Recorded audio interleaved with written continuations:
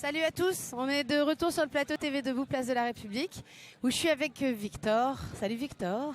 Salut, bonsoir. Victor qui est rédacteur en chef du Monde diplomatique Chili, figurez-vous, qu'on est très très heureux d'accueillir ici, et qui va nous parler un peu de déjà pourquoi il est place de la République, et puis surtout avoir son regard depuis le Chili sur la France, et puis depuis ici sa position sur ce qui se passe autour de nous à Paris. Alors du coup, tu n'es pas venu pour Nuit debout, tu es venu pour d'autres raisons à Paris, j'imagine. Oui, mais le premier jour que je suis arrivé, j'ai dit je suis venu à la place. Hier aussi, aujourd'hui aussi. Donc tu étais quand même déjà informé clairement de ce qui se passait ici. Au Chili, on a parlé, pas trop les médias qui sont dans des petits groupes économiques, comme presque partout dans le monde, mais au Chili, c'est très fort la concentration, il n'y a que deux groupes.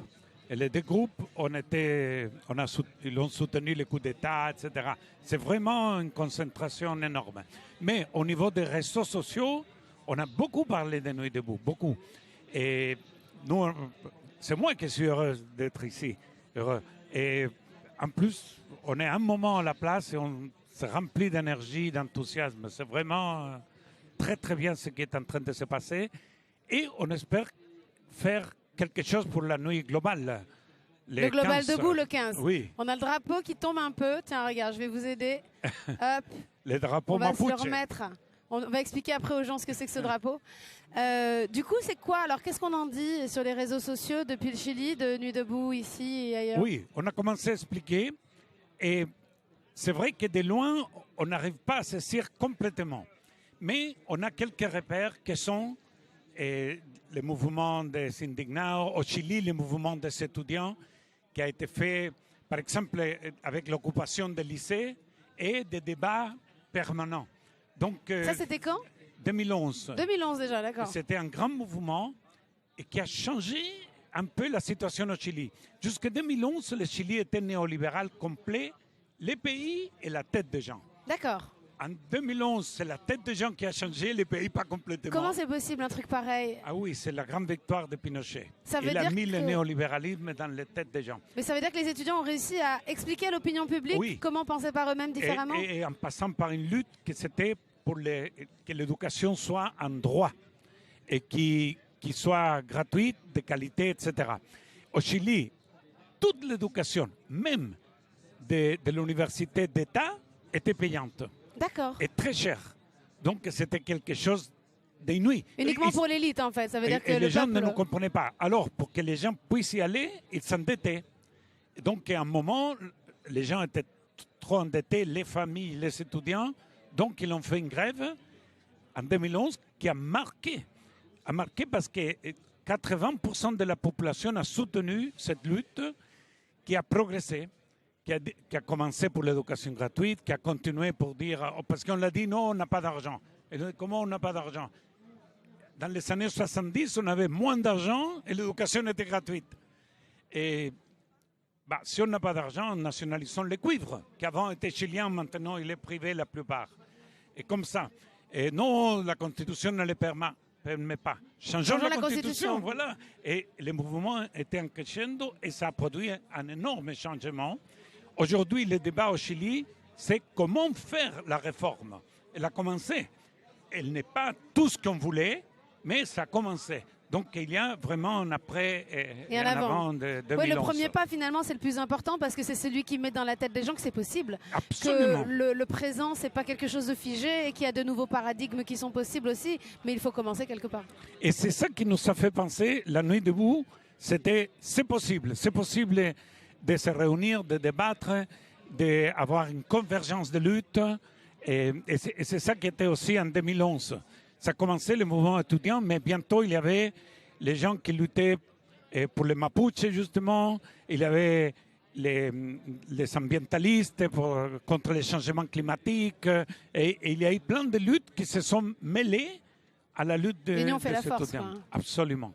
Les phrases les plus simples, en général, ont souvent raison. Mais c'est vrai, parce que c'est ce qui se dit aussi ici beaucoup. C'est que à chercher chacun. On a tous les gens qui sont ici ont des points sur lesquels ils sont un peu plus sensibles, des luttes qui leur sont plus personnelles, plus prégnantes. Absolument, c'est compréhensible. Mais ce qui compte, c'est de mettre tout ça ensemble et de voir qu'est-ce qu'on a en commun.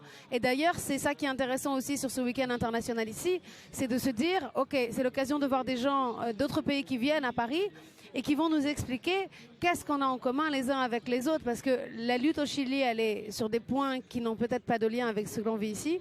Mais par contre, le capitalisme, l'éducation, le droit à la nourriture, le droit au logement, c'est des choses qu'on rencontre dans tous les pays du monde, finalement. Oui, et c'est pour ça aussi ça nous a fait penser au mouvement altermondialiste, ça nous a fait penser aux forums sociaux, qu'au Chili, il y a une importance assez grande. Donc, ce débat est mondial. Et c'est pour ça qu'au Chili, il y a eu un petit comité qui est né il y a 3 semaines. Il y a une fille, Juliette, qui a commencé à organiser. C'est une Française de passage au Chili. D'accord. Et qui a dit il faut faire la nuit debout au Chili, le 15, il faut soutenir. Et il y a une diffusion. Et mercredi prochain, il y aura une réunion au siège du monde diplomatique pour lancer la nuit debout le 15 mai au Chili. Tu veux dire que le 15 mai, il y aura une nuit debout au Chili en même temps que Paris? Oui, absolument. C'est fabuleux. Oui. C'est fabuleux de se dire ça. Parce que ça nous paraît très loin, c'est à l'autre bout de la planète. On ne se rend même pas compte ici qu'on est observé de si loin. Surtout que je sais que vous avez, on en parlera un petit peu plus tard, des problématiques particulièrement importantes en ce moment aussi chez vous. C'est bien de sentir que finalement, ce qui est difficilement possible dans une lutte orpheline devient possible quand les luttes convergent dans un pays. Mais si on arrivait à imaginer, à se projeter en se disant que les luttes d'un pays se convergeaient aux luttes des autres, ensemble, on pourrait être finalement très fort. Mais oui, et on est en train d'apprendre parce que ce mouvement, pour nous, il est un peu étonnant. Parce que même si on avait eu des forums sociaux qui sont vraiment démocratiques, etc., là, on a appris plein de choses. Il y a, par exemple, le temps de parole qui soit très court. Au Chili, on a tendance à faire de longs discours et les gens disent « mais j'ai droit à parler ». Non, quand tu parles trop, tu enlèves le temps aux autres, etc. Donc là, c'est magnifique. Vous avez aussi tu avais déjà observé au Chili des choses comme les langages gestuels, par exemple, ou des trucs comme ça? Un peu, mais pas complètement. On l'avait vu aux Indignados en Espagne. Les indignés, oui. Mais là, c'est très, très formel. Il y a pour 7 ou 8 choses... oui, c'est identifié. Oui, on a les trucs, on l'a déjà dit, c'est trop long, etc. L'opposition radicale aussi. Oui, au plus haut, etc. Il y a même un signe qui est né maintenant pour les remarques sexistes ou homophobes, tu vois. Oui, j'ai vu. On essaie de trouver des codes, oui. Oui, non, c'est rafraîchissant en fait aussi. Absolument, et c'est pour ça que pour nous aussi c'est intéressant, c'est-à-dire qu'on ne veut pas copier, mais on veut adapter ça, que c'est un mouvement qui est propre aux gens. Et c'est ça qui est intéressant. Il y a un langage différent. Et nous-mêmes, parfois, on a, pour dire des choses, on a un vieux langage. Et on dit, c'est les luttes, etc. Et tout. Et c'est vrai, c'est les luttes. Et quand on nous dit le monde a changé, oui, ça a changé. Il y a la technologie, il y a tout. Mais au fond, il y a les pauvres, il y a les riches, et il y a la même lutte. Mais si on peut modifier les langages pour les faire moins sectaires, moins dogmatiques, c'est difficile, hein? C'est difficile pour nous, par exemple, de ne pas dire la gauche. Oui, bien sûr. Et de dire les peuples contre l'élite, par exemple. Oui, c'est ça. Ce serait l'humanisme ou ce serait à des concepts en fait qui sont un peu historiques et qui après ils ont dégénéré. Parce que dire la gauche, c'est qui la gauche? Aujourd'hui, ça veut plus dire grand chose. Exactement. On nous confond avec la gauche qui est au pouvoir, qu'on n'a rien à faire, etc. Bien sûr. Disons qu'avant, c'était clair, c'est-à-dire qu'on a l'impression qu'à une époque, on pouvait dire, si un enfant de 4 ans nous demandait qu'est-ce que c'est la droite, qu'est-ce que c'est la gauche, il y a eu un moment où on a pu lui dire Absolument. La gauche, c'est les gens qui font passer les gens avant l'argent, et la droite, c'est les gens qui font passer l'argent avant les gens. Mais maintenant, c'est plus possible. Ça n'existe plus, c'est plus difficile à expliquer. Et c'est pour ça que c'est merveilleux, ce nouveau langage qui naît et qui fait que les gens se sentent proches du mouvement. Que ce n'est pas récupéré par des groupes, etc. Qu'il y a des groupes qui participent, et tant mieux, mais qui ne récupèrent pas, que les gens puissent s'exprimer et faire comme ils font ici Oui, à la la place. verticalité qui fait que du coup, en fait, ça n'appartient à personne. Et du coup, vu que ça n'appartient à personne, ça appartient à tout le monde. Oui, C'est-à-dire que les gens sont libres de venir, de proposer des choses. Et ils peuvent aussi participer à la réinvention de langage. On a des commissions ici, nous, théorisation du langage. Il y a des gens qui absolument, travaillent j'ai vu là-dessus. C'est super intéressant de se rendre compte que, par exemple, le légitime et le légal, c'est pas la même Absolument. chose. Tu vois, il y a des trucs comme ça où on se dit finalement, on a tout intérêt à trouver les mots les plus justes et à prendre conscience qu'on nous met des mots dans la tête aussi depuis longtemps et que c'est un formatage et que ça Oui. limite la pensée parfois. Et l'Assemblée permanente, par exemple, les lycéens au Chili, il y a deux associations, la CONES et la ACES. Et la ACES, c'est l'Assemblée. Et ils ont changé complètement. Ils ne votent pas pour un président, un secrétaire général qui les représente, mais ils ont des porte-paroles qui changent et qui font une assemblée. Et c'est beaucoup plus démocratique. Tu veux dire que c'est un représentant unique sur une durée courte qui du coup change à chaque fois. Qui change. Et ils discutent tout en assemblée. C'est beaucoup plus démocratique. C'est beaucoup plus long. C'est beaucoup plus compliqué. Mais c'est beaucoup plus juste. C'est vrai que c'est plus facile. L'autre façon représentative, c'est beaucoup plus efficace. Mais aujourd'hui, je crois que ça ne suffit pas d'avoir de bons objectifs, mais de bonnes méthodes aussi. Les méthodes sont absolument liées aux objectifs. Et ça, on le voit ici dans la Nuit debout. C'est vraiment méthode et objectif. Et puis peut-être qu'on dit toujours il faut aller vite parce qu'on est dans une époque où l'humanité veut aller vite.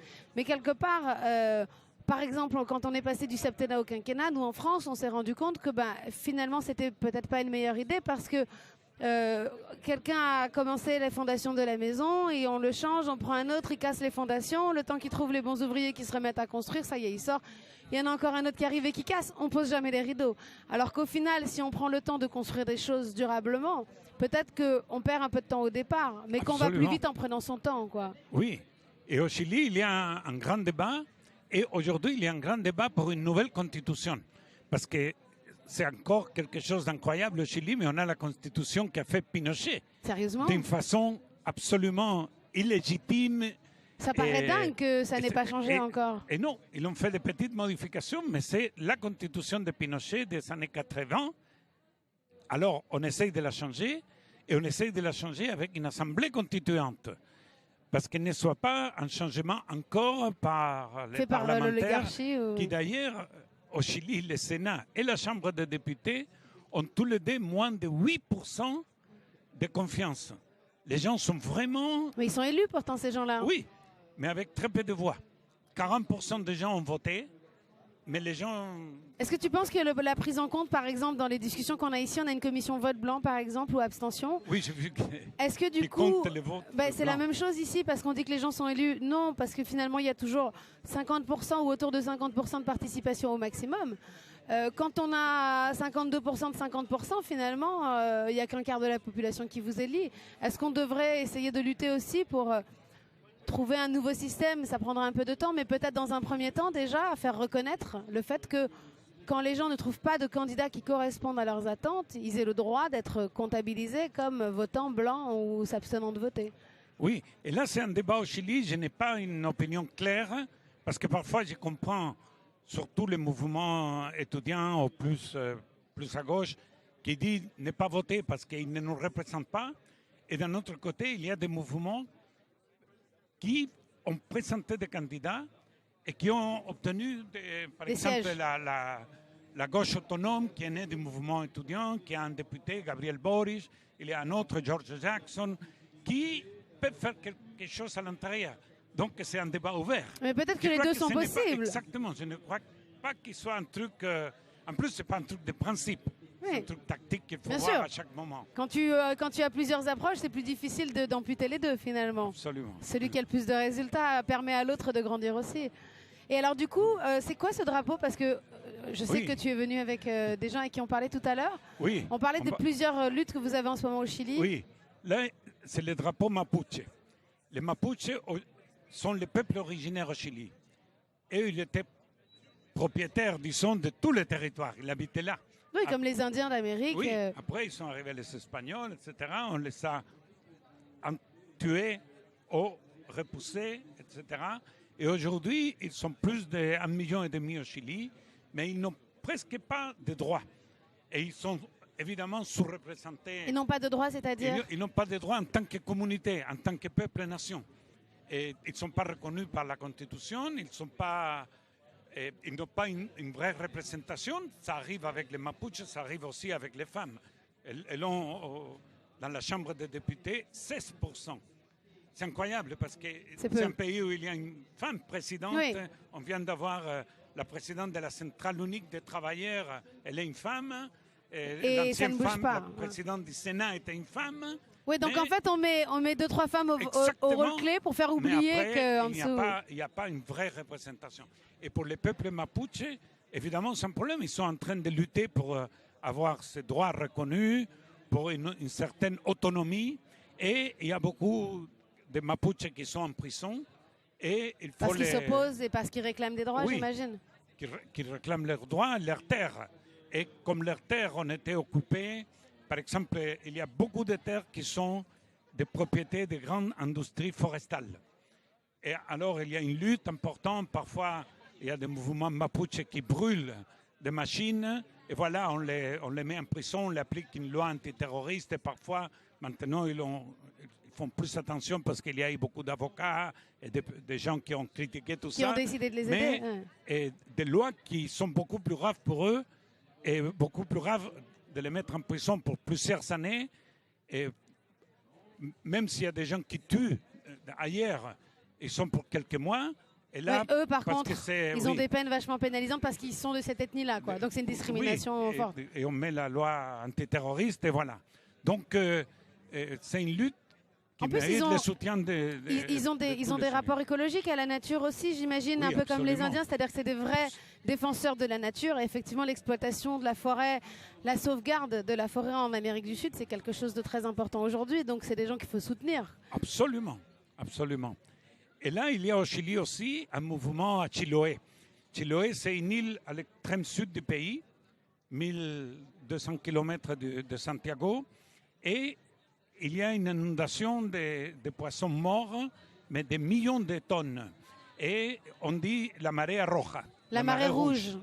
Mais il faut dire qu'on a jeté dans la mer plusieurs tonnes de saumon, des poissons morts. Mais jetés? Oui, parce que c'était mort.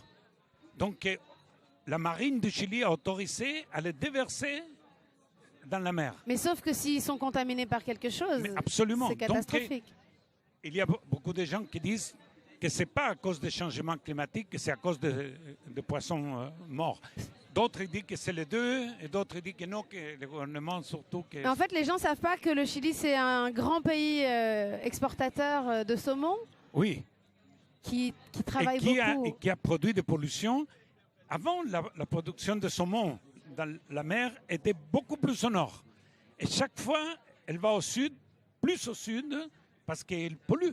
Elle pollue et même, ça fait du mal pour eux-mêmes, pour le saumon. Bien sûr. Donc, ils déplacent. Et maintenant, ils sont à Chiloé et les pêcheurs ne peuvent pas pêcher et les gens vivent de ça.